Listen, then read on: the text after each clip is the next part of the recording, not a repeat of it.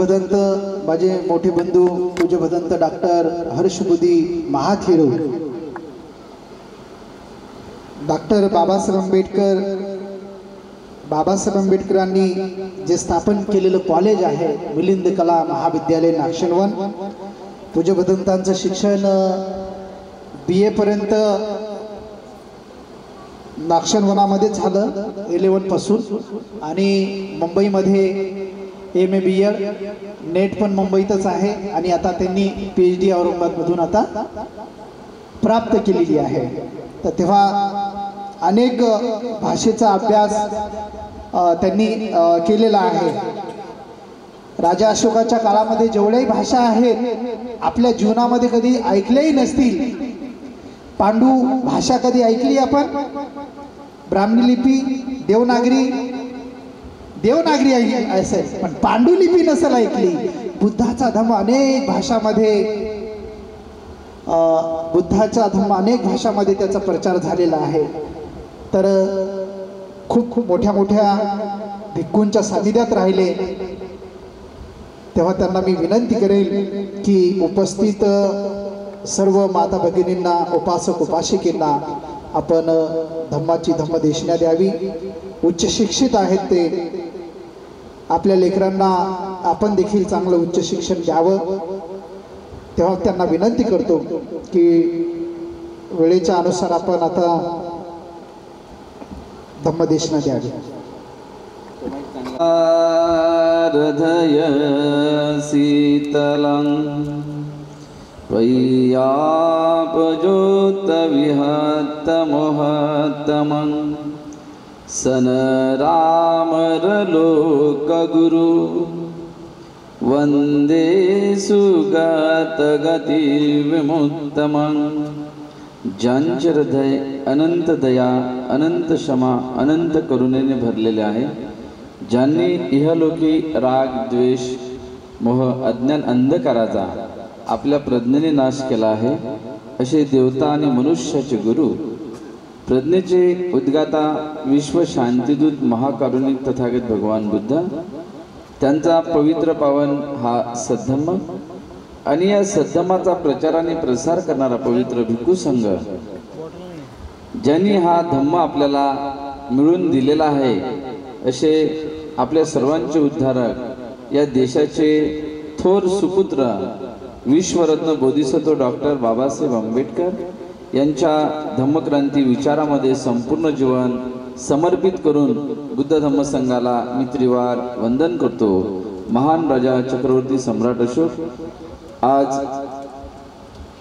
5 ते 6 दिवसापासून हा जो धम्मवर्ग या ठिकाणी आनंद बुद्ध विहारामध्ये ज्यांच्या मार्गदर्शनाखाली हा कार्यक्रम आयोजित केलेला आहे, अशा पूज्य भिक्खुनी आर्या बुद्ध कन्याजी, आणि या कार्यक्रमाचा आज भिक्खू आणि भिक्खुनी संघाच्या उपस्थितीमध्ये, आपल्या सर्वांच्या उपस्थितीमध्ये समारोप होत आहे. या कार्यक्रमाला आवर्जून उपस्थित पूजनीय भदंत नागघोष महास्तवीर, महाबोधी बहुउद्देशीय संस्था वटफळी, तालुका नेर, जिल्हा यवतमाळ, बरेचसे भिक्खू आणि भिक्खुनी या ठिकाणी बोललेले आहेत. वेळ फार कमी आहे, त्या वेळेनुसारच मी घेईल.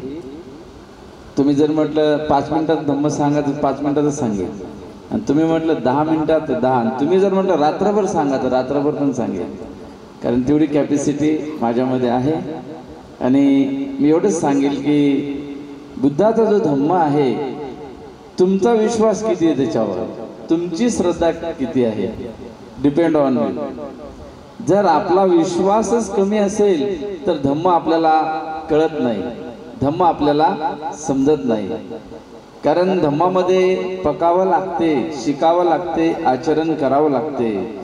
फक्त बुद्धाची सुंदर मूर्ती पाहून किंवा बाबासाहेब आंबेडकरांचा सुंदर फोटो पाहून ते रिफ्लेक्शन आपल्यामध्ये येईल, तरंग आपल्यामध्ये येतील, पण धम्म आपल्यात येणार नाही. येईल का आपल्यामध्ये? नाही. तर जगामध्ये कितीतरी मोठे पुतळे बाबासाहेब आंबेडकरांचे आहेत. जगामध्ये तथागत भगवान बुद्धाच्या सुंदर सुंदर अशा मूर्त्या जगामध्ये आहेत आणि या धम्माला मानणारे उपासक सुद्धा आहेत. भले मग ते बौद्ध अनुयायी असतील या नसतील तरी बुद्धावरती विश्वास ठेवतात, धम्मावर ते विश्वास ठेवतात. तर मी तुम्हाला थोडक्यात सांगेल की हा आज तर संघदानाचा कार्यक्रम आहे. खरं पाहिलं तर संघदानावर भर द्यायला पाहिजे होता, पण संघदानाबद्दल जे पाहिजे बोलायला ते काही मी दिवसभरात ऐकलं नाही जास्त, पण ठीक आहे चालेल. भगवान बुद्धांनी जेव्हा बोधिसत्व म्हणून सिद्धार्थ गौतमाने जन्म घेतला या निसर्गामध्ये अर्थात लुंबिनीला, तर जेव्हा सिद्धार्थ गौतमाचा जन्म झाला तर ते बाळ आई जन्म देत असताना या पृथ्वीशी संपर्क येत असताना ते 7 पाऊल चाललेलं आहे असं पुस्तकात आपण वाचलेलं आहे.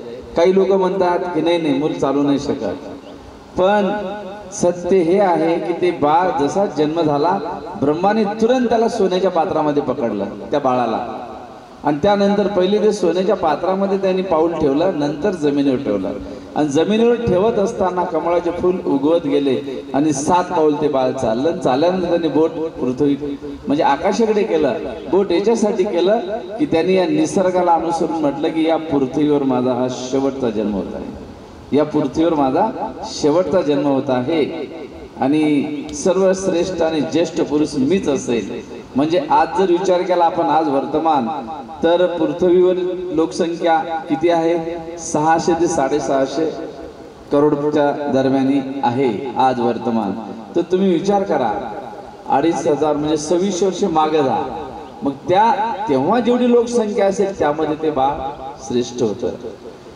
त्यानंतर भगवंतांनी ज्ञान प्राप्त केलं आणि ज्ञान प्राप्त केल्यानंतर पहिलं भोजन घ्यायचं. पहिलं खीर तर सुजाताने दिली होती, पण ती ज्ञान प्राप्ती होण्याच्या 1 महिना अगोदर दिली होती. त्याच्यानंतर 1 महिन्याने ज्ञान प्राप्त झालं भगवंताला, आणि 45 दिवस तर त्यांनी एक घास सुद्धा खाल्ला नाही. 7 दिवस त्या परिसरात त्यांनी घालवले. जसं की बोधिवृक्ष, त्या बोधिवृक्षाला कृतज्ञ भाव म्हणून भगवंतांनी ती गाथा म्हटलेली आहे, वंदामी चैती अंग सप्प, ती गाथा म्हटलेली आहे. आणि त्यानंतर त्या बोधिवृक्षाला त्यांनी वंदन केलं, 1 टक लावून पाहिलं त्याला, म्हणजे अनिमेष ध्यान म्हणतात. तेच ध्यान राजा अशोकाने 218 वर्षानंतर भगवंताच्या महापरिनिर्वाणानंतर ते ध्यान केलं होतं. तर मला आपल्याला सांगायचं आहे की जेव्हा भगवंताकडे पात्र नाही तर 4 दिशेचे द्विपाल आले आणि त्यांनी सोन्याचं पात्र भगवंताला दान दिलं, भगवंतांनी स्वीकारलं नाही. नंतर मग त्यांनी चांदीचं दिलं, ते पण नाही स्वीकारलं. मग त्यांच्या लक्षात आलं की भगवंत सोन्या चांदीचे पात्र स्वीकारत नाही, मग आता नेमकं द्यायचं कोणतं? तर त्यांनी दगडाचं पात्र दिलं. 4ही आपल्या योग्य अनुरूप ते पात्र दिले. भगवंतांनी 4ही द्वीपपालाचे ते पात्र स्वीकारले आणि एकमेकात ते पात्र टाकले आणि सर्वात छोटं पात्र वर ठेवलं. तेव्हा तपस्सू आणि भल्लिक यांनी भोजन दिलं, लाडू, मठ्ठा आणि भात. तर ते कुठलचे होते? ते उत्कल देशाचे होते, म्हणजे अर्थात ब्रह्मदेशाचे होते. सुवर्णभूमी तेव्हा त्या देशाला म्हणायचे. कालच म्हणजे 2 दिवसा अगोदर तिथे खूप मोठा भूकंप आला आणि त्या भूकंपामध्ये आमचे बौद्ध भिक्खू, बौद्ध उपासक उपासिका बरेचसे मृत्यू पावले, गाडल्या गेलेले आहेत. म्हणजे त्या बुद्ध विहारामध्ये शेकडो विहार, मंडाले शहरातले मोठमोठे जुने हजारो वर्षापूर्वीचे ते बुद्ध विहार तुटून खाली पडलेले आहे. तर त्या मृत्यू पावलेल्या भिक्खूंना सुद्धा मी श्रद्धांजली अर्पण करतो. आणि बघा, जेव्हा भगवंताला जे भोजन दिलं तर पहिलं भोजन हे ब्रह्मदेशातल्या लोकांनी दिलं आणि ते मग त्यांनी स्वीकार केला. स्वीकार केल्यानंतर खाल्ल्यानंतर बुद्ध आणि धम्माला ते दोन्ही बंधू आणि त्यांचे व्यापारी मित्र शरण गेले. तेव्हा भगवंतांनी डोक्यामध्ये हात घातला आणि थोडेसे केस काढले आणि त्यांच्या हाती ठेवले. हाती ठेवल्यानंतर आज म्हणजे जो 2 दिवसा अगोदर तो व्हिडिओ बघितला मी माझ्या मोबाईलमध्ये, भूकंप चालू आहे, लाईव्ह भूकंप चालू आहे. 7.6 म्हणजे स्केलच्या नुसार खूप मोठा भूकंप चालू असताना मोठमोठे विहार खाली तुटून पडत आहेत. पण भगवान बुद्ध आता केस धातू ज्या चैत्यामध्ये ठेवला त्या चैत्याला मात्र काही झालं नाही. चैत्य हलू लागलं ते, पण त्याला काही नाही, छोट्याशा दगडावर ते चैत्य उभं आहे. मला तर असं वाटलं दगडासकट ते खाली येते की काय, पण नाही. शेवटी निसर्गाला सुद्धा कळते हे तथागत बुद्धांनी किंवा तथागत बुद्धाच्या शरीराचा भाग आहे किंवा तथागत बुद्धांनी वापरलेलं, मग ती वस्तू असेल, चिवर असेल किंवा भगवंताच्या शरीराचा भाग असेल, तर निसर्गाला सुद्धा त्या गोष्टी कळतात, समजतात, त्याची हानी होत नसते. श्रीलंकेमध्ये किंवा इंडोनेशियामध्ये 2011ला खूप मोठा भूकंप आला. ज्या ठिकाणी समुद्राच्या काठी ती विहार आहे आणि त्या ठिकाणी भगवान बुद्धाचा दात आहे, डावी दाढा, तर त्याच्या आजूबाजूला कितीतरी हानी झाली, पण त्या चैत्याला मात्र हानी नाही झाली. कारण निसर्गाला सुद्धा त्या गोष्टी कळत असतात, समजत असतात. तर मला आपल्याला तेच सांगायचं आहे की धम्मावर आपला विश्वास असला पाहिजे, धम्मावर तुम्ही विश्वास ठेवला पाहिजे. मग भगवंतानी 45 वर्षे या धम्माचा प्रचार आणि प्रसार केला आणि त्यानंतर शेवटचा वर्षावास त्यांनी वैशाली या नगरीमध्ये केला.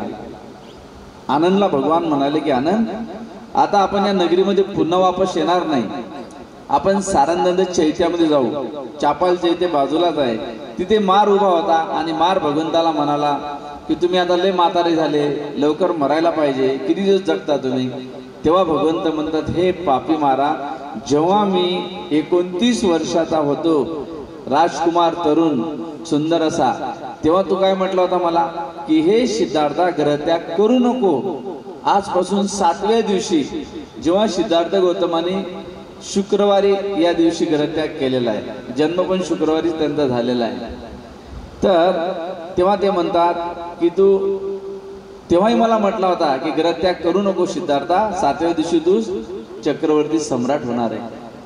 भगवंत काय म्हणतात तेव्हा, हो मला माहिती आहे, मी जर ग्रहत्याग केला नाही आणि युद्ध जर केलं असतं तर मी चक्रवर्ती राजा झालोच असतो, हे मला पण माहिती आहे. पण भगवंत म्हणतात की नाही. मग पुन्हा तो जेव्हा सुजाताने जी खीर दिली, ती खीर ग्रहण करण्यासाठी नदीवर गेले, तेव्हा त्यांना चक्कर येऊन पडली. तेव्हा तिथे तोच मार उभा होता आणि तो मार म्हणतो, अरे सिद्धार्था कशाला पडते या भानगडीत, जाऊ दे, सोडून दे, जाय घरी आणि मस्त राजा बन आणि राज्याचा उपभोग घे. तेव्हा भगवंत त्याला काहीच बोलत नाही आणि शेवटी वयाच्या 80व्या वर्षी तिसऱ्यांदा तोच मार भगवंताची भेट घेतो आणि म्हणतो की लवकर मर किंवा मरण्यासाठी तयार व्हा. तेव्हा भगवंत म्हणतात की मी जो सांगितलेला धम्म आहे, जोपर्यंत माझे शिष्या म्हणजे भिक्खू भिक्खुनी, साधक साधिका, उपासक उपासिका, अनागारिक अनागारिका हे शुद्ध रूपाने पालन करणार नाही, जोपर्यंत आचरण करणार नाही, त्याचं फळ त्यांना लाभ म्हणजे प्राप्त होणार नाही, तोपर्यंत मी महापरिनिब्बानाला जात नाही. पण हे सांगून ठेवतो तुला, आजपासून 3 महिन्यांनी, म्हणजे जी मागच्या महिन्यामध्ये पौर्णिमा झालेली आहे ना, तर ती पौर्णिमा माघ पौर्णिमा, त्या पौर्णिमेला भगवंत म्हणतात की आजपासून 3 महिन्यांनी येणारी जी वैशाखी पौर्णिमा आहे, त्या पौर्णिमेला मात्र मी महापरिनिब्बानाला जात आहे. तेव्हा म्हणते आनंद रडतात. मग रडत असताना आनंदवर पहिल्या धम्मसंगीतेमध्ये हा आरोप केला जातो की भगवंत काय म्हणतात त्या झाडाखाली, तेव्हा हे आनंद, जो व्यक्ती ज्याने 4 रीतिपादाचं पालन केलं, आकलन केलं, आचरण केलं, परीक्षण केलं, निरीक्षण केलं, तो व्यक्ती एक कल्प किंवा एक कल्पाचा शेष शिल्लक राहिलेला भाग जिवंत राहू शकतो. मग कल्प काय भानगड आहे? जर तुम्हाला म्हटलं आज काउंटिंगच्या दुनियेत पैसे मोजा म्हटलं, एक नोट किंवा एक रुपया मोजताल तुम्ही, बरोबर आहे. नोटा जर व्यवस्थित लावल्या असतील तर मशीनचा उपयोग करणार. मग त्या काळात कल्प मोजण्याची जी संकल्पना आहे, 30 फूट रुंद, 30 फूट लांब, 30 फूट रुंद, 30 फूट लांब, 30 फूट खाले, म्हणजे 120 फूट येते स्क्वेअर मीटर मध्ये जर आपण मोजलं तर. तो खड्डा करायचा आणि त्या खड्ड्यामध्ये मोहरी टाकायच्या, राई म्हटलेलं, तिथे राई शब्द आलेला आहे पालीमध्ये, आणि ती एक मोहरी बाजूला करायची. बघा, तेवढे असंख्य वर्ष निघून जातात, सहज माणसाचा जन्म होत नाही, सहज सम्यक संबुद्ध जन्माला येत नसतात, हे लक्षात ठेवा. मग तेव्हा मात्र भगवान म्हणतात की हे आनंद, तू जर पहिल्यांदा विनंती केली असती, भगवान नाही म्हटले असते, दुसऱ्यांदा विनंती केली असते, नाही, पण तिसऱ्यांदा नक्कीच तुझ्या विनंतीला त्यांनी विचार केला असता, म्हणजे होकार दिला असता, काही ना काहीतरी म्हणजे तिथे पॉझिटिव्ह समोर आला असतं. पण तो मात्र दोनदा काहीच बोलत नाही, तिसऱ्यांदा म्हणतो तेव्हा भगवान म्हणतात की नाही, वेळ निघून गेलेली आहे, आता नाही राहू शकत. मग तेव्हा मात्र वैशालीचे लिच्छवी भगवंताला भिक्षा पात्र देतात. आणि भगवंताने आपल्या जीवनामध्ये काही एकच पात्र नाही वापरलं, बरेचसे पात्र वापरले, वेगवेगळ्या धातूचे वापरले. आजही ब्रिटिश म्युझियम मध्ये इंग्लंडला भगवान बुद्धाने वापरलेलं धातूचं पात्र आहे. आणि जे दुसरं पात्र आहे लेह लद्दाख मध्ये मातीचं आहे पूर्ण लगे. आणि एक पात्र की जे महाराष्ट्रामध्ये किंवा अमरावती जी आंध्र प्रदेशाची राजधानी वर्तमान, तिथे खूप मोठा स्तूप होता, त्या स्तूपावर ते चित्र आहे, त्या चित्रामध्ये भगवंताचं पात्र आहे पूर्ण. तर याच पात्राचे काही तुकडे जे राजा अशोकाने भगवंताच्या महापरिनिब्बाणानंतर 218 वर्षांनी त्याचा जन्म झाला. आणि जेव्हा हे चैत्य स्तूप त्याने 8 हे मेन मोठे चैत्य ते काढले, त्यातले धातू काढले आणि 84,000 चैत्य स्तूप निर्माण केले. त्यामध्ये ते धातू एक एक करंडक ठेवला. तर महाराष्ट्रामध्ये तसे 4 महानगर होते. एक आहे पवनी, दुसरं आहे संग्रामपूर तालुका जिल्हा बुलढाणा वर्तमान, तिथलचा स्तूप भवन स्तूप, तिसरा आहे तगर जे उस्मानाबाद, आणि चौथा आहे नाला सोपारा. आणि नाला सोपाऱ्याच्या स्तूपामध्ये एक करंडक सापडला. 1882 ला त्याचं उत्खनन झालं. भगवान लाल इंद्राजी यांनी ते उत्खनन केलेलं आहे. त्याच्यामध्ये पहिला करंडक आहे, तर तो करंडक दगडाचा आहे, दगडाचा. आणि लेंथ वर घासून इतका सुंदर तो करंडक बनवला. 2 झाकणं बराबर एकमेकाला लागतात. आणि त्याच्यामध्ये आहे स्फटिकाचा. आणि प्रत्येक करंडकामध्ये सोन्याचे फुलं अर्पण केलेले आहेत. पहिला आहे दगडाचा, नंतर आहे स्फटिकाचा, आणि त्यामध्ये चांदीचा. प्रत्येकात फुलं टाकत चालले सोन्याचे. आता आपण कसं पंथीचं स्वागत फुलांनी करतो, आता रस्त्याने तुम्ही बघितलं भिक्खू आणि भिक्खुनी संघाचं स्वागत हे फुलांनी केलेलं आहे. तर प्रत्येक करंडकामध्ये सोन्याचे फुलं टाकत आहे. आणि त्यानंतर जो शेवटचा आहे सोन्याचा, आणि सोन्याच्या करंडकावर ककुसंद, कोणागमन, कश्यप दसबल बुद्ध, भगवंत म्हणजे सिद्धार्थ गौतम बुद्धाच्या अगोदर 20,000 वर्ष अगोदर त्यांचा जन्म झालेला आहे. तर त्यांचं चित्र आणि जे शेवटचं चित्र आहे ते आहे मैत्रीय बुद्धाचं. म्हणजे बघा, सिद्धार्थ गौतम बुद्धाचं आहे आणि शेवटचं आहे मैत्री बुद्धाचं. आणि त्याच्यातच सोन्याचे फुलं अर्पण टाकले. आणि एक त्याच्यामध्ये छोटासा तुकडा, जो की आपण त्याला म्हणतो मडक्यासारखं भांड, तो तुकडा टाकलेला आहे. तर कदाचित ते भगवान बुद्धांनी वापरलेलं पात्र आहे. तर त्याचे काही भाग 4 जे अमरावती स्तूपामध्ये पाठवले आणि एक इकडे पाठवला. आणि टोटल 380 ते 82 सोन्याचे फुलं त्याला अर्पण केले आणि तो करंडक पाठवला. गौतमी पुत्र सातकर्णी दुसरा राजा, त्यांनी त्याच्यामध्ये त्याचं एक नाणं टाकलं आणि तो कोणत्या वर्षी राज्य करत होता तो उल्लेख त्याच्यामध्ये टाकला. याचा अर्थ असा असू शकतो, जेव्हा जेव्हा बौद्ध राजे तिथे आले, ज्याचं शासन आलं, त्यांनी तो करंडक उघडला आणि त्याच्यामध्ये सोन्याची फुलं अर्पण करून पुन्हा तो बंद केला.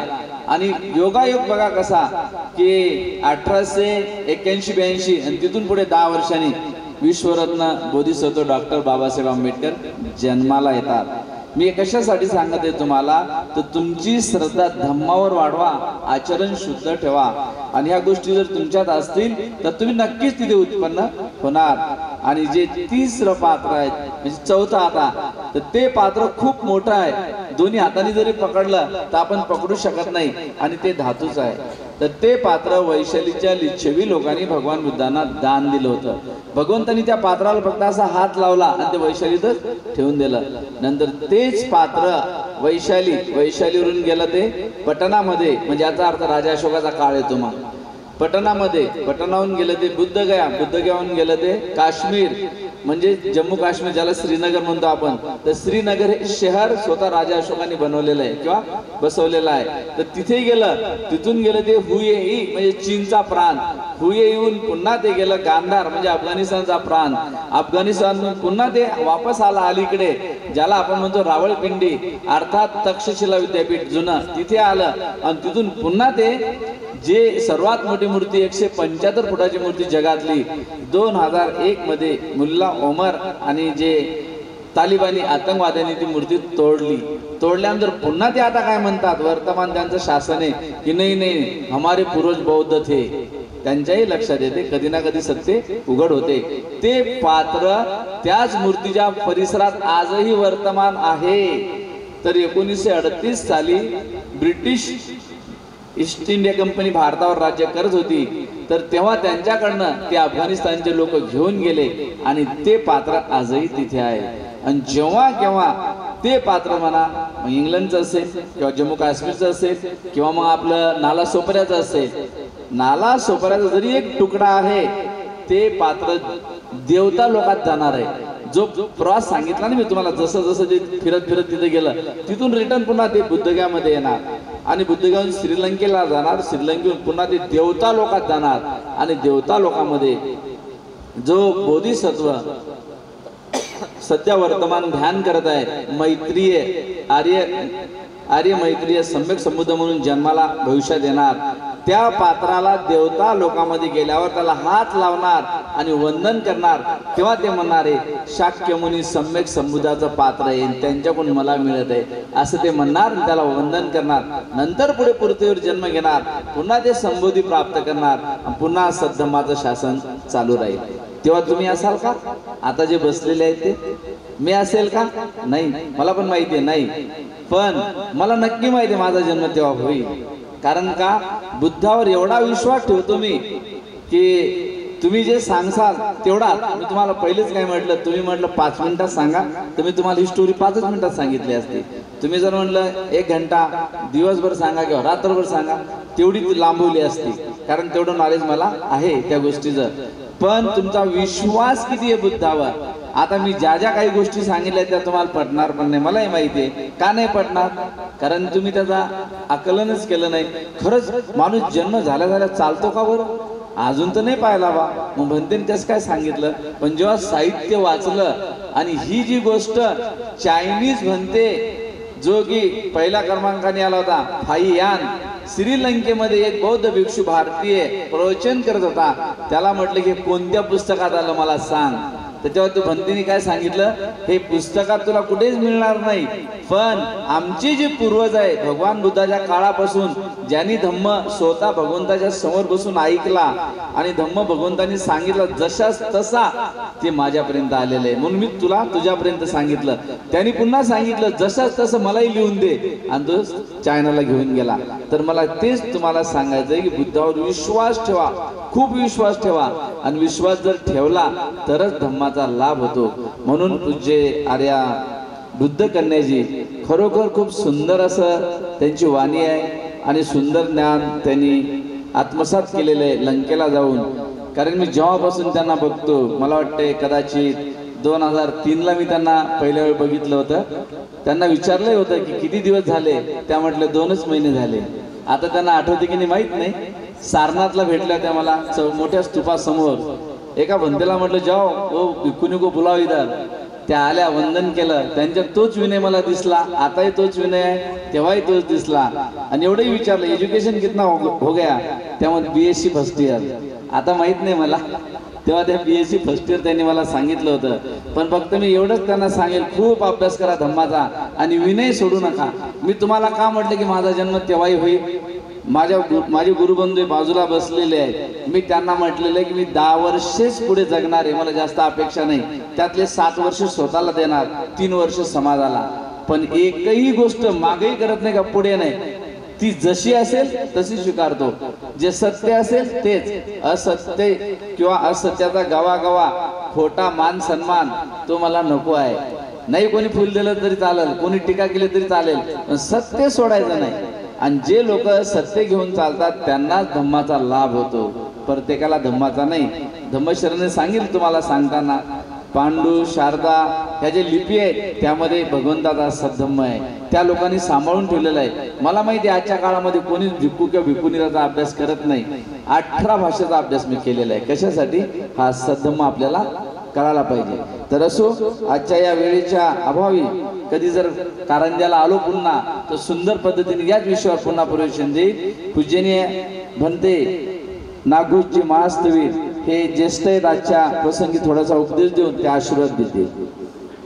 या राज्यघटनेचे शिल्पकार भारतरत्न परमपिता बोधिसत्व डॉक्टर बाबासाहेब आंबेडकर, उपस्थित पूजनीय भदंत डॉक्टर हर्षबोधी, पूजनीय बनते धम्मशरणजी आणि भिक्खुनी संघ, आजच्या या कार्यक्रमाच्या मुख्य आयोजिका पूजनीय आर्याजी तथा भिक्खुनी बुद्धकन्या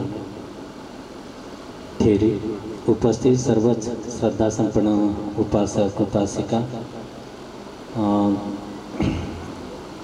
जे 25 मार्च आणि आज 31 मार्चपर्यंत 7 दिवसीय प्रशिक्षण तथा धम्म जो काही शिकवला त्याचा आज थोडक्यात सांगता समारोह होत आहे. आणि हा सांगता समारोह या निमित्ताने संघदान होत आहे.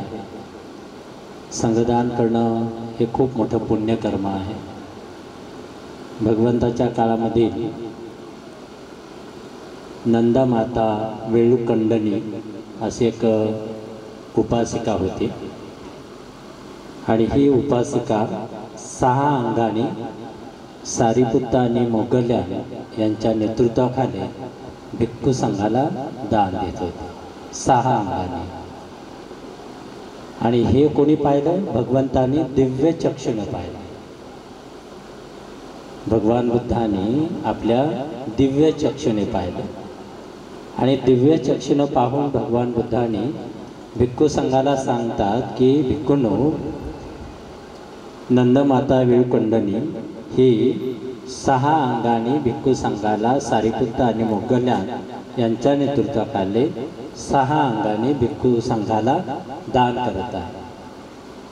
मग भिक्खू संघाने प्रश्न विचारला की 6 अंग कोणते आहेत? तर 6 अंग म्हणजे की दान देण्यापूर्वी जी मनाची जी अवस्था आहे ती कशी राहते? आनंदित राहते की आज मी दान देत आहे, दान देत आहे, हे आनंद निर्माण होतो. जसं की आज आपण भिक्खू संघाला आपल्या घरी भोजनाला बोलवलं, तर भोजनाला बोलवल्याच्या नंतर तुमची अवस्था कशी राहते? खूप चांगली राहते. अगदी तुमचे कामं लवकर होणार, घरातली साफसफाई स्वच्छता देखील होणार, तुम्हाला काम करण्यास देखील तुम्हाला म्हणजे बल प्राप्त होते, एक ऊर्जा निर्माण होते, तिथं आळस निर्माण होणार नाही. का तर आपली भिक्खू संघावर श्रद्धा आहे. म्हणजे दान देण्यापूर्वी देखील आनंद, आपल्या चित्ताची अवस्था कशी आहे? प्रसन्न राहते. आणि दान दिल्याच्या नंतर देखील मन प्रसन्न राहते. दान देत असते देखील दान दिल्याच्या नंतर मन हे प्रसन्न होते. आणि दान दिल्याच्या नंतरही माणसाला सुख लाभते किंवा संतुष्टी लाभते. संतुष्टी म्हणजे की समाधान, की आज माझ्याकडून काहीतरी पुण्यकर्म झालं, पुण्यकर्म घडलं, अशा प्रकारची चित्तामध्ये अवस्था ही संतुष्टीपणा राहते. नाही तर दान दिलं मग पश्चाताप जर झाला तर ते दान होऊ शकत नाही. तेवढंच आपल्या काहीतरी कामाला आलं असतं, असा जर पश्चाताप जर होत असेल तर ते दान होऊ शकत नाही. आणि मग दान देत असतेवेळेस कशी अवस्था? दान देण्यापूर्वी पण प्रसन्न राहते, आनंद राहते, दान देत असतेवेळी देखील आनंद राहते, आणि दान दिल्याच्या नंतर देखील संतुष्टी राहते, समाधानी राहते, आनंदी राहते. आता हे 3 अंग झाले. आणि मग तिसरे 3 अंग कोणते आहे? ते वित्त राग, वित्त मोही आणि वित्त द्वेष. म्हणजे त्यांचं चित्त कसं राहते? राग नसतो, द्वेष नसतो, क्रोध नसतो, मोह नसते, किंवा अज्ञान नसते, किंवा अविद्या नसते, किंवा मनामध्ये राग नसतो. म्हणजे मन देखील कसं राहते? विकार मुक्त राहते. जसं की आज आपण पाहतो की आज आपण जसं आपण बाह्य स्वच्छता, जसं आपलं बाह्य आपण सफेद वस्त्र प्रदान केलं की आपल्याला एक आनंद वाटतो, प्रसन्न वाटतो. स्वच्छता म्हणजे सफेद वस्त्र हे स्वच्छतेचं प्रतीक आहे, शिलाचं प्रतीक आहे, चांगल्या गोष्टीचं प्रतीक आहे. तशा प्रकारे दान दिल्याच्या नंतर आपल्या चित्तामध्ये कुठल्याच प्रकारचा राग राहत नाही, द्वेष राहत नाही, अशा प्रकारचं हे चित्त राहते. अशा या 6 अंगाने दान देणं भगवान बुद्ध म्हणतात की खूप मोठं पुण्य आहे, एवढं मोठं पुण्य आहे की ते पुण्याची गणतीच करता येत नाही. मग त्याला उपमा दिली, समुद्र आहे. समुद्रामध्ये आपण सांगू शकतो का किती पाणी आहे, किती बाटली आहे, किती आहे, असं सांगू शकत नाही. तशा प्रकारचं दान दिल्याच्या नंतर त्याचं अपार असं पुण्य असते, ते खूप मोठं पुण्यकर्म असते. आणि आजच्या या प्रसंगी आज आपण सर्वांनी हे पुण्यकर्म केलेलं आहे. हे पुण्यकर्माने सर्वांनाच सुख, समाधान, शांतता लाभो, सर्वांना आरोग्याचा लाभ हो. मला माहीत आहे आर्यजीचा स्वभाव, कारण आर्यजी अगदी म्हणजे स्वभाव म्हणजे की त्यांचा स्वभाव जो आहे ते अत्यंत अगदी प्रामाणिक, अगदी सत्य, म्हणजे अगदी की सत्य म्हणजे की जो काय आहे, वेळ काय किंवा जे असेल ते अगदी सत्याने वागणे हा त्यांचा स्वभाव आहे. तर अशा प्रकारचे स्वभाव विनयाचं पालन करणं हेच महत्त्वाचं असते. काही वेळा जरी माणसाला राग येत असेल, पण जे वेळ आहे, नियम आहे, त्याचं पालन करणं हे महत्त्वाचं आहे. आणि म्हणून आजच्या प्रसंगी अधिक न बोलता एवढा शुभ संदेश देऊन आपल्या सर्वांच्या विषयी मी मंगल कामना व्यक्त करतो आणि माझा माईक आर्याजीकडे सोपवतो.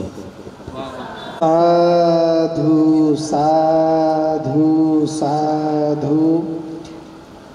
खूप सुंदर भदंतांनी अगदी आजच्या या प्रोग्रामच्या निमित्ताने 5 मिनिटाचा वेळ होता आणि 5 मिनिटं त्यांनी दान कसं दिलं पाहिजे ते मोठे आहे. तर मी थोडं अर्धा मिनिटं घेतो पुन्हा एकदा. काही लोकांची श्रद्धा अशी असते, शेती खूप सुंदर आहे पण बी खराब आहे की नाही. शेती सुंदर आहे तर बी खराब आहे, बी चांगलं आहे तर शेती खडकाळ आहे. मग आपल्या मनात येते टाकू की नको, टाकू की नको, टाकू की नको. नाही, अरे टाकून द्या, जे होईल ते होईल, बघून घ्या, नाही का. तर जसं एखादा व्यक्ती 100ची नोट घेऊन जातो, पहिला पोल टाकला, 90 टाकतो, 10 घेतो, 80 टाकतो, 20 घेतो, आता डायरेक्ट 70 टाकतो, 30 घेतो, 60 टाकतो, 40 घेतो. अर्धा रस्ता झाला की 50 टाकतो, 50 वापस घेतो. बाबा आता डायरेक्टली 40 टाकतो, 60 वापस घेतो, डायरेक्टली 30 टाकतो, 70 वापस घेतो, आता 20 टाकतो, 80 घेतो. आणि तिथं गेल्यानंतर 100ची श्रद्धा डायरेक्टली 10वर येते. आता जशी पेरणी कराल तुम्ही ते राहील. ते अन्न असेल, धान्य असेल किंवा पैसा असेल, तुम्ही जेवढं टाकाल ते तेवढं दुपटीने उगवणार आहे. आणि म्हणून दान देत असताना आपण कधीही कंजूसपणा करू नये. खूप सुंदर वेळेच्या अभावी त्यांनी संघामध्ये ते ज्येष्ठ आहे आणि खूप हुशार देखील आहे.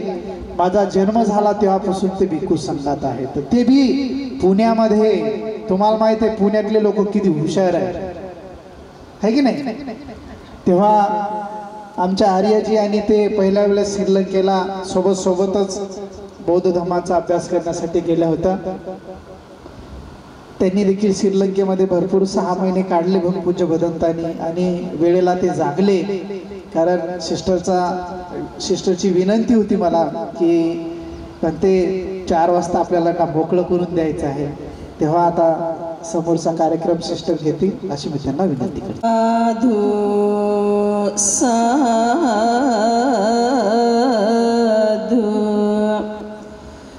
साधू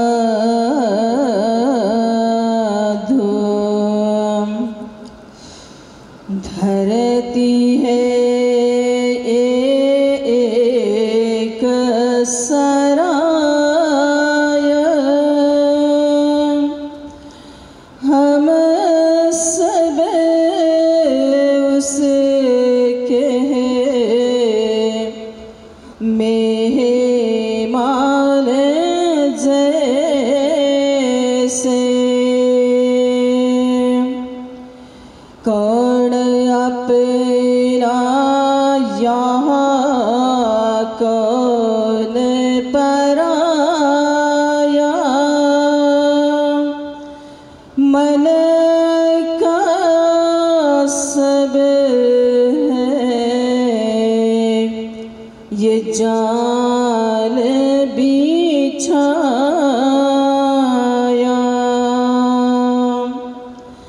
मन के जैसे साल मित्र है कोई,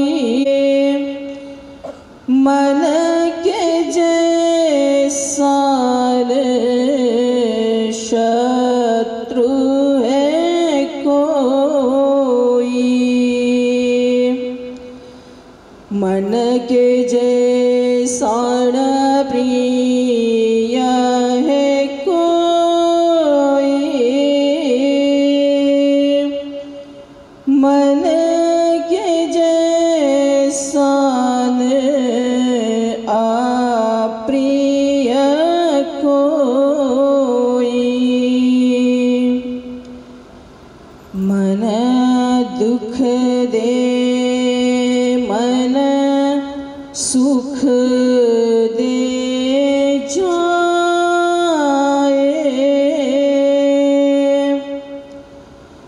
मन दर्द दे मन दुआ भी दे जाए, मन से ही मन तोड़ा जाए, मन से ही मन जोड़ा भी जाए, मन जैसा सोचे वैसा, मन चाहे बने वैसा जीवन, मन बेचैन करे मन दे चैन, मन बिछड़े मन दे अपना बना, याद कभी आँखियों में पानी, जन्म मरण की है ये रीत पुरानी, कैसे कहे इस मन की जुबानी, हर मन लिख जाए एक कहानी, मन इतना हो पवित्र हमारा, जैसे बहती हो निर्मल धारा, और उस मन से निकले दुआएं, जैसी बरसती हो अमृत धारा, पाप कर्म ना करे इस मन से, पुण्य कर्म ही करे इस मन से, तन मन शुद्ध करे इस धर्म से, सुख पाओ अपने ही कर्म से सुख पाओ तुम, अपने ही कर्म से सुख पाओ तुम, अपने ही कर्म से. साधुवाद्य, परत चांगलं साधुवाद्य, परत साधुवाद्य. सर स्टँड लावून द्या थोडं मला. की ज्या सहनशीलतेच्यामुळे आजचा हा संपूर्ण दिवस केवळ आणि केवळ या पुण्यकर्मामध्ये आपण घालविला आहे.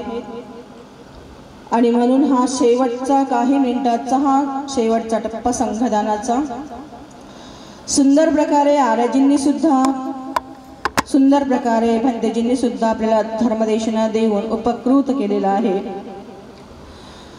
संघदानाविषयी सुंदर प्रकारे भंतेजींनी सुद्धा चांगल्या प्रकारे मार्गदर्शन केलेलं आहे. विविध विषयाला अनुसरून मार्गदर्शन केलेलं आहे. पूजनीय भिक्खू संघाला पुन्हा 3दा अभिवादन करून माफी मागते की मी तुम्हाला मनासारखा वेळ नाही देऊ शकले. आणि मोठे लोक फक्त आशीर्वाद देण्यासाठीच असतात तसेही. म्हणून पूजनीय भिक्खू संघाने खूप मोठी अनुकंपा केली आहे पहिल्यांदा माझ्यावर, की ज्यांनी कुठल्याही प्रकारचा आचार विचार किंवा कुठल्याही प्रकारचा हे असं की तसं न करता अतिशय अनुकंपा की शांतपणाने सहकार्य केलेलं आहे. आणि म्हणून संघदानामध्ये जी आपण गाथा असते ती पहिल्यांदा वधवून घेऊया उपासक उपासिकांच्या हस्ते. संघदान करणे म्हणजे एक प्रकारे भगवान बुद्ध म्हणतात ज्या प्रकारे एखादी अनंत नद्या समुद्राला जाऊन मिळतात आणि त्या अनंत नद्या ज्या समुद्राला जाऊन मिळतात त्या समुद्राच्या पाणी हे अथांग असल्यामुळं ते एकरूप होऊन जाते. तर अशा प्रकारे संघदान म्हणजे आपण सामूहिक रीतीने हे जे आपण पुण्यकर्म करत आहोत ते एक प्रकारे अनंत नद्या एकत्र येऊन महासागराप्रमाणे हे आपण पुण्यकर्म करत आहोत.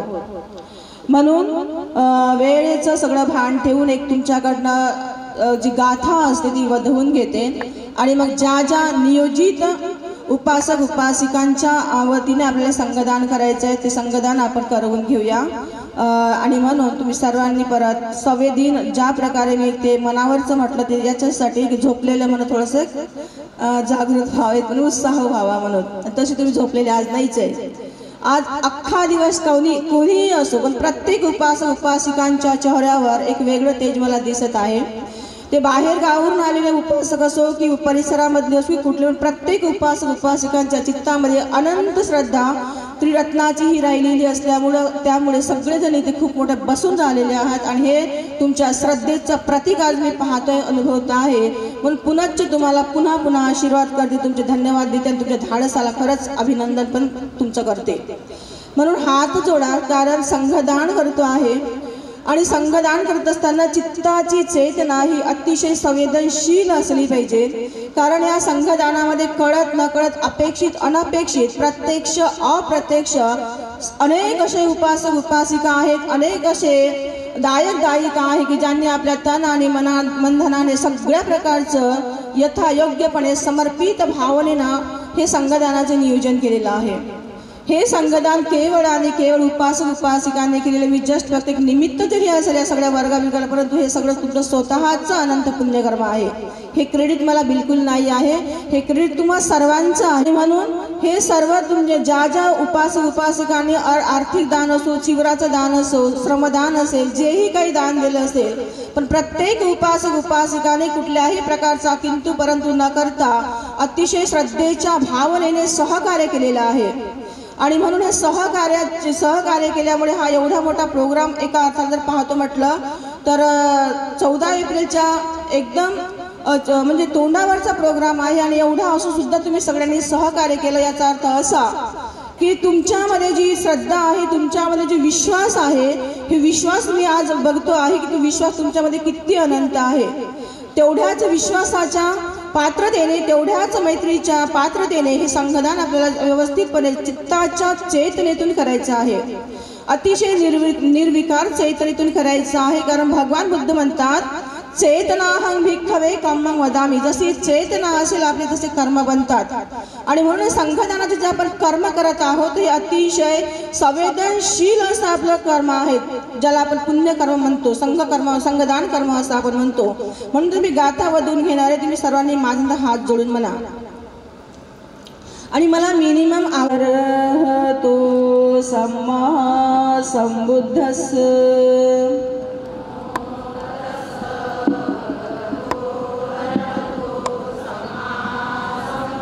परत दोनदा म्हणा.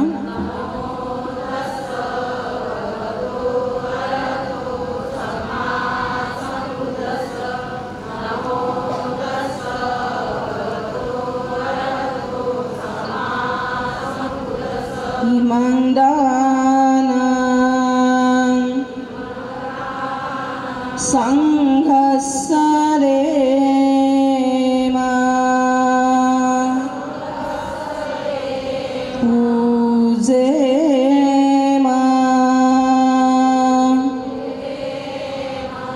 इदं मे पुण्या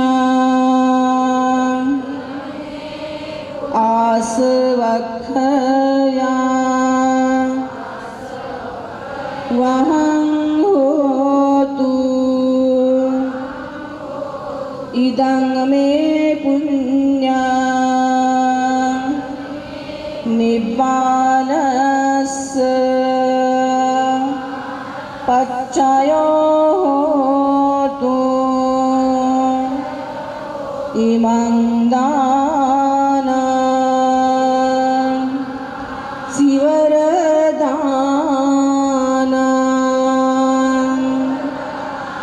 सह परिखारं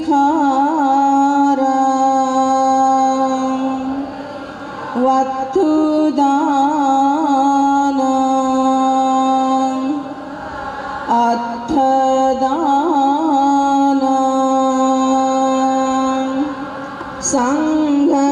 संघसदेम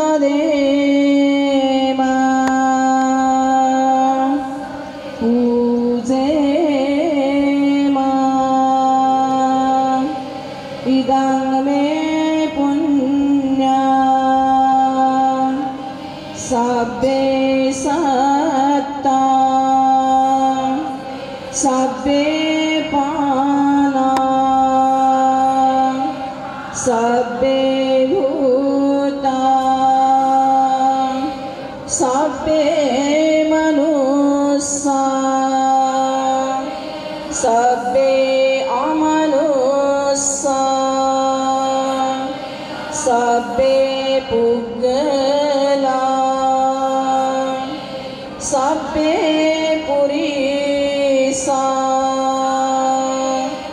सब्बा इत्थियो सब्बे देवा सब्बे पेता सब्बे विनिपातिका अनुमोदन्तु अनुमोदन्तु अनुमोदन्तु.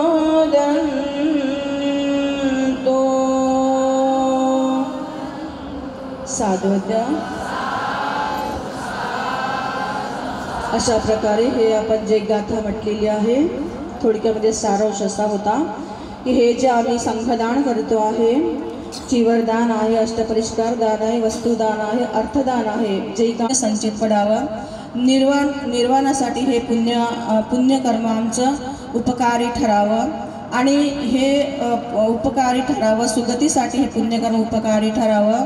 आणि या पुण्यकर्माचं सगळ्या प्रकारचे या जगामध्ये संसारामध्ये जेवढे काही सत्व आहेत, मग मनुष्य आहेत, अमनुष्य आहेत, आर्य अनार्य सगळ्या प्रकारचे जेवढे काही सत्व आहेत ते सगळे सत्वाने सुद्धा आमच्या पुण्यकर्माचं अनुमोदन करावं असा त्या थोडक्यामध्ये भावार्थ होता. तर आता वळूया ज्यांच्या हस्ते आपल्याला संघदान करायचं आहे त्यांची नाव वगैरे घेऊन.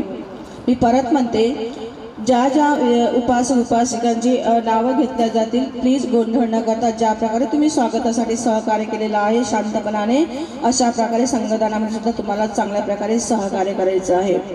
दानासाठी मी आमंत्रित करते आहे आयुष्मान उपासक प्रकाशजी किसनराव भगत आणि नंदाताई भगत हे सहपरिवार दोघंही पत्नी पूजनीय भदंत नागघोषजी महास्तवीर यांना चिवरदान करतील असे मी त्यांना नम्र निवेदन करते सूचना करते. Very good. ओके. साधू साधू साधू. तसंच पूजनीय भदंत चिवरदान देण्यासाठी निलेश बनसोड, आयुष्मान उपासक संजय कोकरे आणि आयुष्मान उपासक निलेश झारे हे 4 उपासक येतील आणि पूजनीय भदंत या हर्षबोधेजी महास्तवीर यांना चिवरदान करतील. पूजनीय उपासक अमोल डोंगरे, आयुष्मान उपासक रामदासजी कुडवे, आयुष्मान उपासक राजेंद्र जनार्दन मनवार आणि आयुष्मान उपासक गजाननजी तायडे हे 4 उपासक समोर. साधू अध्यापक विजय बोधीजी यांना चिवरदान करण्यासाठी मी आमंत्रित करते आहे. उपासक संजयजी मनवार हे उपासक समोर येतील आणि पूजनीय भंतेना चिवरदान करतील. यानंतर आर्यजी विजयताई सवाई यांनी समोर यावं आणि आर्यजीला चिवरदान करावं. इथे साधू साधू होते. यानंतर पूजनीय आर्यजी पारमिता, यानंतर पूजनीय आर्यजी महामायाजी यांना चिवरदान करण्यासाठी मी आमंत्रित करते आहे. ऐश्वर्य आर्यजी महामायाजी यांना चिवरदान करतील. लक्ष द्या. तर अशा प्रकारे चिवराचं दान झालेलं आहे. आता गालिचेचं दान समोर. चला साधू अध्या. ओके. साधू साधू साधू साधू साधू दान होणार आहे. यासाठी पूजनीय आर्यजी संघशिलाजी, यानंतर पूजनीय आर्यजी पारमिताजी यांना सुद्धा गालिचेचे दान देणार. साधू साधू देऊन द्या. सॉरी एक मिस्टेक झाली माझ्याकडनं. सतीश आठवले आणि वंदनाताई आठवले हे दोघं समोर येतील. साधू साधू साधू साधू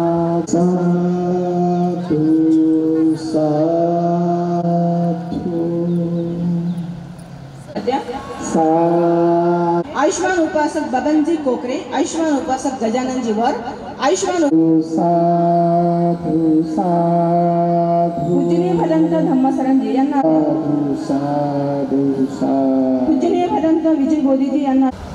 यानंतर आर्यजी संघशिलाजी पूजनीय आर्यजी पारमिताजी यांना अष्टग्राम या ठिकाणी संपला. आणि शेवटचं चिवरदान ज्यांचे सुपुत्र बुद्ध शासनामध्ये पूजनीय भदंत अभयपुत्रजी देऊन द्या.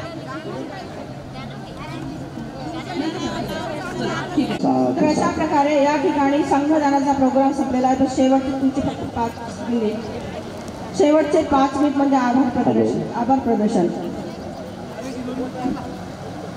आर्यजी ज्यांनी हा कार्यक्रम अत्यंत खूप मोठ्या कष्टातून खूप मोठ्या परिश्रमातून हा कार्यक्रम आयोजित केलेला आहे. तर ज्यांनी हा कार्यक्रम घडून आणलेला आहे, सुंदरसा हा कार्यक्रम घडून आणलेला आहे आणि खऱ्या अर्थाने धम्म प्रशिक्षणातूनच आपल्याला समजतो, कारण प्रवचनातून नाही. ते दान करा. आर्यजींना चिवरदान विशाखा महिला मंडळांनी जाऊ नये. 10 मिनिट बसा. कोणीच जायचं नाही, फक्त 10 मिनिट बसा. काही महिला आहेत मग टीमवर्कमध्ये ज्या भगताई पण असतील. मला साधू साधू घेऊन द्या. आपण सर्व सपून गेला. थकला तर म्हणजे आता 4 अपेक्षित अनपेक्षित दान करेल.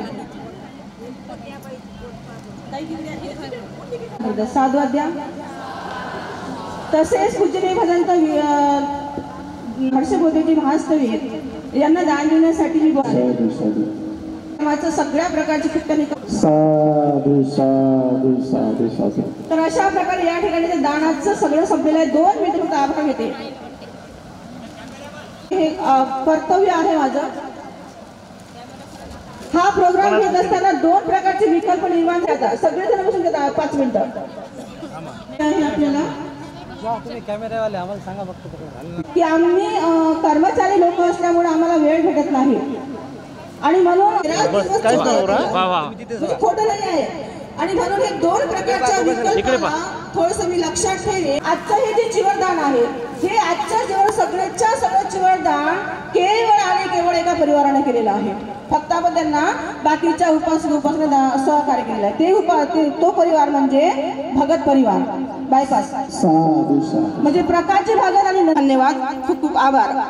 तसेच भंतेजीच्या राहण्याची व्यवस्था सुद्धा याच परिवाराने वाहून घेतली म्हणून परत याचे डबल आभार. तिच्या राहण्याची कालपासून सगळ्या प्रकारची व्यवस्था आयुष्मान उपासक प्रकाशजी खाडे आणि आयुष्मान उपासिका मायाताई खाडे या दोन्ही पती पत्नीने खूप चांगल्या प्रकारे सांभाळून घेतली आणि खूप चांगल्या प्रकारे आरोग्याची व्यवस्था केली आणि म्हणून या खाडे परिवाराला खूप खूप धन्यवाद. साधू साधू साधू. तसेच आजच्या संघाचं भोजनदान आयुष्मान उपासक समाधानजी पडघाण आणि आयुष्मती उपासिका अनिताताई पडघाण यांनी हे खूप चांगल्या प्रकारे संघाला प्रणित असं भोजनदान दिलं आणि सोबतच ह्या सगळं करण्यासाठी सगळ्या विशाखा महिला मंडळाच्या उपासिकांनी त्यांना सगळं हातभार लावला म्हणून या संघाचा आणि या परिवाराचा खूप खूप आभार. साधू साधू. आता विशाखा महिला मंडळ जाऊ शकतो, नो प्रॉब्लेम, पण थांबा 2 मिनिटं. आयुष्मान संघाला अष्टपुरस्कार जे आपण गालीचे दिलेला आहे या गालीच्याचा सगळा खर्च म्हणजे सगळं दान आयुष्मान उपासक गजाननजी भगत आणि आयुष्मती उपासिका निर्मलाताई भगत शिक्षक कॉलनी या 2 दाम्पत्यांनी सगळ्या प्रकारचं पे केलेलं आहे. पण आपण सुद्धा त्यांनी सगळ्याला एक प्रकारे अनुमती दिलेली आहे म्हणजे इन्व्हॉल्व केलेला आहे म्हणून यांचे खूप खूप आभार. साधू साधू साधू. तसेच कॅमेरा शूटिंगचा सगळा खर्च जेवढा खर्च लागला तेवढा खर्च या विशाखा महिला मंडळ बायपास या सगळ्या उपासकांनी हा उचललेला आहे म्हणून त्यांना परत धन्यवाद, आशीर्वाद, परत आभार. तसेच भात व कढीच्या जेवणाचे योगदान आयुष्मान उपासक विशेषतः खूप मोठे अधिकारी आहे सर आणि विशेषतः सारांच्या विषयी सांगायचं म्हटलं बसचा प्रवास असला तर मला आता टेन्शन नाही. कोणत्याही ठिकाणी बसनं जायचं म्हणजे सर चांगल्या प्रकारे व्यवस्था करतात, जागा करून देतात, स्वतः नसेल तर दुसऱ्यांना फोन करून ते व्यवस्था करतात, चाय पाणी असेल सगळी व्यवस्था करतात आणि म्हणून या कार्यक्रमासाठी त्यांनी भात आणि कढी यासाठी खूप मोठं योगदान दिलेलं आहे. आजचं जे तुम्ही जेवण केलं आणि सोबतच आनंद बुद्ध विहार उपासिका असं सोबत मिळून प्रणित असं मसाले भात कढी यांनी जे तुम्हाला दान दिलेलं आहे म्हणून त्यांचे खूप खूप आभार, खूप खूप धन्यवाद. साधू साधू साधू. तसेच त्याच्यामध्ये जिलेबी होती का? हा, जिलेबी जे तुम्हाला मिळालेली आहे ते जिलेबी दान करणारे जे सर आहे रवींद्रजी डेरे सर म्हणून यांचे खूप खूप आभार. साधू साधू साधू. तसेच श्रावस्ती बुद्ध विहार परिसरातील सर्व श्रद्धावान उपासक उपासिका यांनी चांगल्या प्रकारे विहाराची सजावट करून भंते लोकांचं आणि सगळ्यांचं खूप सन्मानपूर्वक स्वागत केलेलं आहे. खूप सन्मान चांगल्या प्रकारे केलेला आहे म्हणून बायपासच्या परिसरात बुद्ध विहाराच्या परिसरातील सगळेच उपासक उपासिका सोबतच महिला मंडळ सर्वांचे खूप खूप आभार, खूप खूप धन्यवाद. साधू साधू साधू. तसेच जे अर्थदान वगैरे जे काय आहे ते हे सगळे विशेषतः आनंद बुद्ध विहार महिला ह्या यांनी खूप कष्ट घेतलेलं आहे. महिलांनीच कष्ट नाही घेतले असं नाही म्हणून मी शकत, महिलांच्या सोबत आमच्या उपासकांनी सुद्धा खूप मोठं सहकार्य केलेलं आहे. कारण एक घरामधली उपासिका घराच्या बाहेर जर काही काम करायला निघत असेल तर आमच्या उपासकांची असते म्हणून तुम्ही माना अथवा नका मानू पण जितकंच योगदान आमच्या उपासिकांचं आहे इथे तितकंच योगदान आमच्या उपासकांचं आहे म्हणून तुमचे डबल धन्यवाद आणि आशीर्वाद. आणि या रॅलीचं जे आज नियंत्रण होतं हे नियंत्रण समता सैनिक दलाने चांगल्या प्रकारे सांभाळलं म्हणून समता सैनिक दलाच्या सगळ्या सदस्याचे पुनश्च आभार. साधू साधू. तसेच कॅमेरा शूटिंग आणि आता कॅमेरा शूटिंग जे डोंगरे सर आहेत, विनोदजी डेरे आहेत, यांनी चांगल्या प्रकारे सुंदर प्रकारे शूटिंग केली म्हणून यांचे खूप खूप आभार. कळत न कळत जे काही उपासकांचे आभार राहिले असेल तर ते आता मनमन मानते, थांबते, कारण मी आता थकले.